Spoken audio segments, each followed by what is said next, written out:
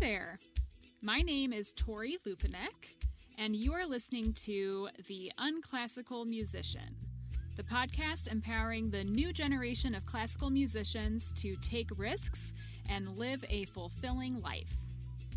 Each week, we dive in headfirst into a topic on the minds of young professional musicians and come out the other side with a new perspective on life as an artist. Hello, and welcome back to The Unclassical Musician. I am your host, Tori Lupinek, but you know that already. Today, I'm talking about, or rather, I'm answering a question from a listener. How does one build a private studio? Well, that is an excellent question from Keith Alcius. I hope I'm saying your last name right, Keith. Keith is a tuba player in Houston. Shout out, hey Keith, thank you for submitting that question. It's an excellent one. So I'm going to talk a little bit about my experience in building my own private studio today, but this is going to be great prep for our next conversation next week with studio building guru and flute teacher extraordinaire, Katherine Emeneth. She is truly fantastic. She is like the queen of studio building, and she has her own courses that teach music educators how to teaching beginner flutes specifically, and then building your own private lesson studio, and also like creating your own summer camp for your students. And like these are all courses that she has created and she teaches herself. She's fantastic. I'm really excited for y'all to meet her next week. Speaking of Katherine, she and Nicole Ricardo kind of both started their online course business at about the same time. And if you listened to last week's conversation with Nicole Ricardo, y'all already know about using Instagram to create buzz and drive business to gain more students and more teaching opportunities is going to mean more money. So, free live class with Nicole Ricardo Friday, April 9th at 11 a.m. Central Time on how to sell out your offers on Instagram without a massive following. I mean, y'all know me. I am hanging out with my 1,100 followers. You really do not need to have 10,000 followers in order to have a successful business with Instagram. Nicole's going to teach you how to do it. She's going to be talking about the 3 biggest mistakes keeping you stuck when it comes to converting followers to clients on Instagram, attracting your ideal followers that'll end up giving you money, and converting strangers into customers. I'm going to put that link to register for the free training in my bio. I've sat in on these trainings with Nicole before. This is the information that you need to know in order to leverage Instagram to help you as a musician make more money. So I really hope to see you there. I will be there. It's going to be me and Nicole hanging out just for Unclassical Musician listeners. And now for our topic today. Thanks again, Keith. I'm going to put Keith's links and contact stuff in the show notes so y'all can check him out and say hi. As always, I can only speak from my personal experience, right? So I'm going to tell you a bit about how I got started in Houston, how it's going at this point, over a year into the pandemic, and some of my personal policies I've used to build a sought-after lesson experience in my area. I started off with literally a handful of kids and went from that bare minimum to seeing nearly 100 flutes a week in less than 2 years. 100 flutes sounds like a lot. That's because it is. Here we go. Granted, some of that comes from playing a very popular instrument, right? Thanks, Lizzo. And some also comes from just being in an area where marching band is a big deal, right? In Texas, high school football is a really big deal. Like, you can watch high school football on TV. Did you know that? In Texas, it's a thing. So since high school football is a really big deal, well, football in general is a really big deal, professional, college, high school. Therefore, marching band is a big deal, right? Which therefore means concert band is a big deal, and therefore private lessons are a big deal. And marching band, concert band, solo contests, you name it, everything related to making music in a band setting in the state of Texas is competitive. So band directors and parents both really push kids to take private lessons because of all of the competitions going on. And just like the level of playing overall is very high because of this competitive nature. And of course, band directors and parents want their kids to succeed, right? They want to give their kids all of the tools they need to succeed. So there's a lot of work in teaching, particularly in the Houston area. I've heard that in San Antonio, there isn't as much private teaching going on, but DFW, there seems to be a lot going on there. Let me know if you are in San Antonio or Dallas-Fort Worth. What's the teaching scene like? I would love to hear about it. If you want to share some of your insights on the Facebook group for unclassical musicians, I think we would all be enlightened to hear about it. I'm going to tell you what my other musician friends in Houston told me when I was making the decision to move down here. And that is, you'll have students in no time if you move to this part of the world. First thing I want to talk about when it comes to building your own studio is inheriting students or being gifted students. I literally have 3 connections to thank for getting me started with students in the Houston area. 3 people. This just goes to show you that the saying, "It's all about who you know," is actually true.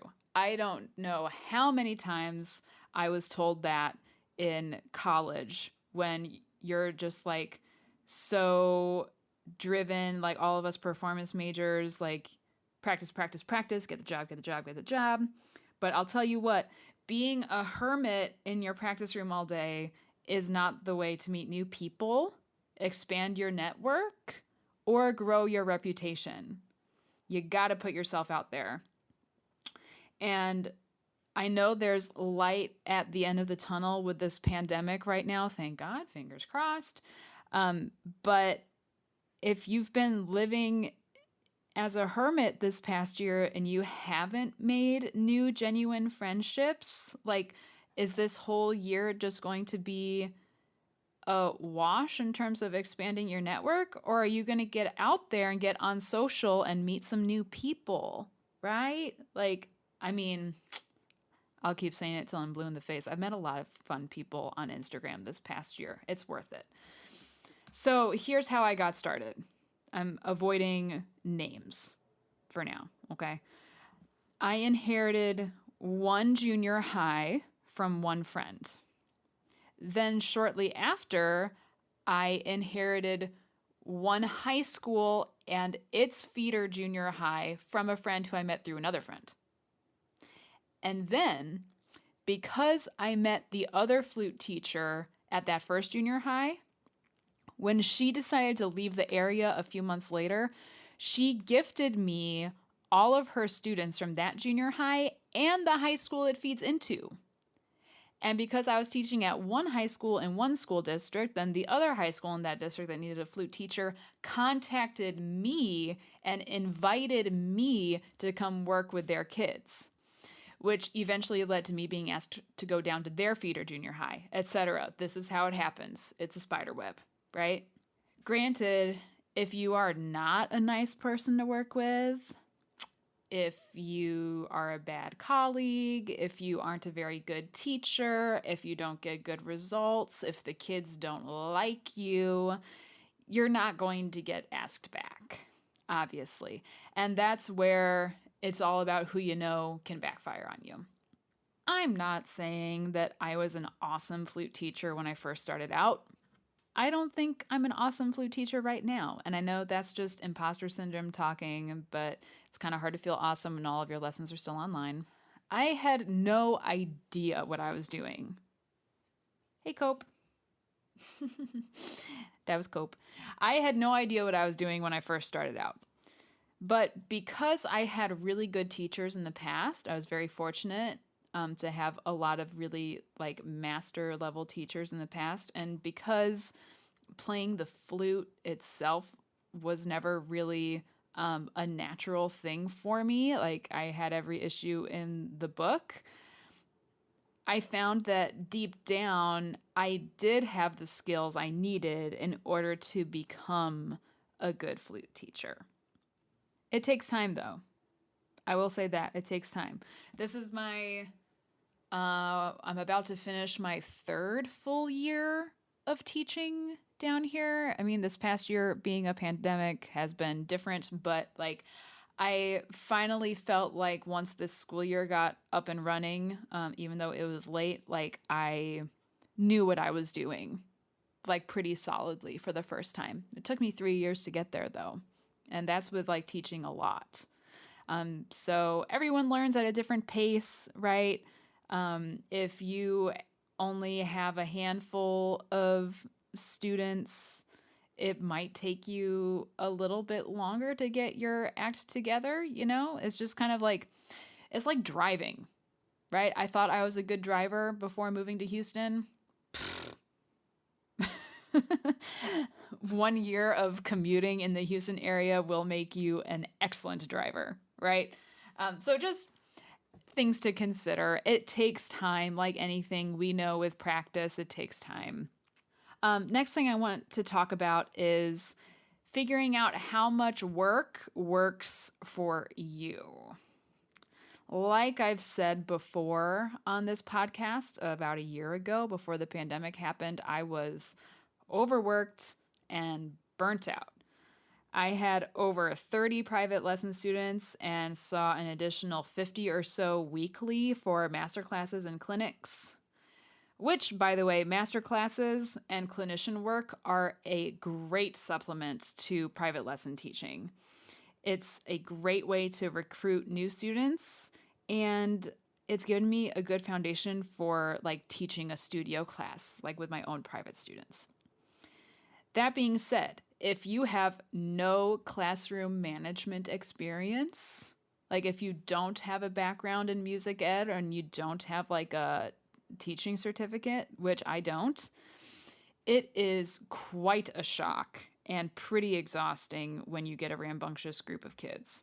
Like even this week, I had a day where I questioned my abilities as a flute teacher because I was working with a group of rambunctious sixth graders in the middle of a pandemic, you know? So everyone has days like that. And you learn to deal with it, right? You learn what works and doesn't work. But I really do enjoy teaching master classes most days. And the money is great. So I do keep them as an income stream for myself. Do I like waking up at 5:15 to go work with high schoolers? I like working with high schoolers. Do I like waking up at 5:15? No, I do not. And I know that that is not sustainable for me in the long term. And I know that I won't be able to do it for that much longer, honestly. But I'll take the money for now.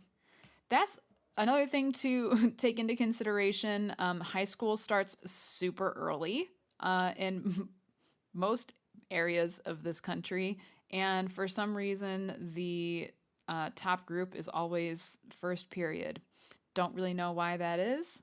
That's what it was like when I was in high school, and that's what it's like at all of the high schools that I know of in this area. So if you are going to go that masterclass route, you gotta be willing to like wake up and be ready to be entertaining to teenagers at 7:20 in the morning. Can be a little rough sometimes. Now, anyways, back to finding out how much work works for you, right? I know now that 37 private students is too many for me. I'm not my best flute teacher self when I have more students than I can handle, right? So I've decided to limit my number of students so that I can give each and every one their money's worth. My schedule is happier for it. I'm happier for it. And I think my students are happier for it because I have more energy and I'm a better teacher for them. Plus, I like being more selective with the students that I take on. And if I have to fire a student or a parent, then it's not the end of the world. I'm not losing out on a lot of income where like I used to freak out if I lost a student. Because nowadays, because of my limited number, I actually have a wait list. And most of the time, they are very happy to get off the wait list and have the opportunity to start lessons with me. In the future, I'm looking forward to phasing myself out of the in-house teacher status for multiple school districts. One day soon, I hope to be able to teach out of my home. I have to have a house first, where the students come to me, right? That's the dream down here in Texas. That was normal when I was in high school, right? But down here in Houston, if there's a teacher available at the school, then that is the teacher the kids use. So moving from that culture to having the kids come to me, it's all about like building the reputation so that the parents will want to make the trip to you. And then when you're no longer dictated to by the school districts in terms of how much you're able to charge and what your worth is as a private lesson teacher, then you can dictate your own rates and you can make more money with less students and provide a better product. This is something that I can't wait to pick Katherine Emeneth's brain about on our next episode. Also, adult students. I have a few adult students. They all found me through lessons.com. If you don't know about lessons.com, it's basically a private teacher finder website. If you Google private flute lessons near me, it's usually one of the first sites to come up. There's a whole bunch of them. Lessons.com, it's free to list yourself as an instructor on there, but in order to follow through with leads, you have to buy credits. But it's like 50 cents a credit or something like that. And totally worth it to buy them because I've seen a really good ROI here. Like one of my adult students has been with me for almost a year now. Like she started during the pandemic to like have a hobby and she's still going strong. So this is great. Adult students are fun. I enjoy working with them. Would definitely recommend accepting adult students for a change, you know? And like I said, there's other websites out there like lessons.com. Best advice I can give you is to just Google private lesson, insert your instrument here, near me, and just see what websites come up for you in your area and list yourself on them if you can. Because you will get leads through there. They might not all be good leads and they might not all be good fits, but you will get some return on there eventually. I've probably talked your ear off enough for now, but I hope that this little starter episode is enough to get you excited for next week with Katherine Emeneth. She, again, runs a very successful private flute studio out of her home and teaches courses for musicians all about building your own private studio and your own summer camp and your own studio ensembles. Katherine uses Instagram to her full advantage as well. Her Instagram is great. Her reels lately have been on point. I'll put links in the show notes so you can check her out. And while you're there, be sure to register for our exclusive online course all about how to leverage Instagram for yourself as a musician with Nicole Ricardo on Friday, April 9th at 11 a.m. Central. I'll put the link in the show notes. You're going to want to be there if you have the time. This is an exclusive class just for unclassical listeners. If you enjoyed last week's episode, you're going to want to be there. And let's see, you know that you can find me on Instagram at Tori Lupinek Flutist and follow the podcast through the hashtag The Unclassical Musician. If you have not joined the Unclassical Musicians Facebook group, you're going to want to head on over there for some exclusive stuff just for the Facebook group. Rate, review, and subscribe. Please leave a nice review on Apple Podcasts if you can. And don't forget to check out the Unclassical Musician on Patreon. I don't know about you guys, but the school year is like, the end of the school year is in sight. And I'm really looking forward to doing more podcasting stuff this summer and like really like expanding reach and like getting the ball rolling. So if you have a friend who you think might enjoy listening to the show, feel free to share with them, because like there's going to be some big stuff happening, which is like pretty exciting. And I appreciate you spending time out of your day with me in your ears. And yeah, I think that's about it. So I'll see y'all next week with Katherine Emeneth. Bye.